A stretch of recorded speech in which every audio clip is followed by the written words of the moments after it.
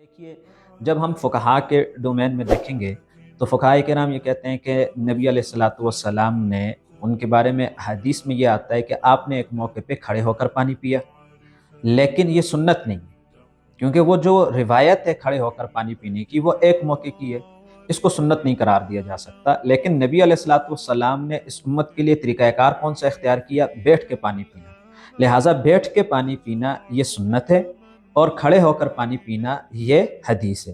اسی طرح نبی علیہ الصلوۃ والسلام کے بارے میں آپ یہ بھی آتا ہے روایت میں کہ آپ نے قضاء حاجت کھڑے ہو کر کی۔ اب یہ حدیث تو ہے لیکن یہ عمل کے لیے نہیں ہے، یہ سنت نہیں ہے۔ وہ کسی موقع پر نبی علیہ الصلوۃ والسلام بیمار تھے یا وہاں پر ایسی جگہ نہیں تھی تو اس موقع پہ آپ صلی اللہ علیہ وسلم نے یہ عمل کیا، یہ سنت نہیں ہے، کیونکہ اس کو عمل کے لیے اختیار نہیں کیا۔ عمل کے لیے جو نبی علیہ الصلوۃ والسلام نے اختیار کیا وہ یہی ہے کہ آپ نے بیٹھ کر قضاء حاجت کرنے کو عمل کے لیے اختیار کیا تو یہی سنت کہلائے گا۔ اور ایک بہت ہی دلچسپ مثال بھی ہے کہ نبی علیہ الصلوۃ والسلام کے بارے میں روایات میں آتا ہے کہ آپ کی 4 سے زیادہ شادیاں تھیں۔ اب یہ حدیث تو ہے لیکن یہ سنت نہیں ہے۔ سنت وہی ٹھہرے گی جس کی نبی علیہ الصلوۃ والسلام نے دین میں عمل کرنے کے لیے اجازت دی یا جسے اختیار کیا، یعنی 4 شادیوں تک۔ اس سے زیادہ کی جو بات ہے وہ حدیث تو ہے لیکن سنت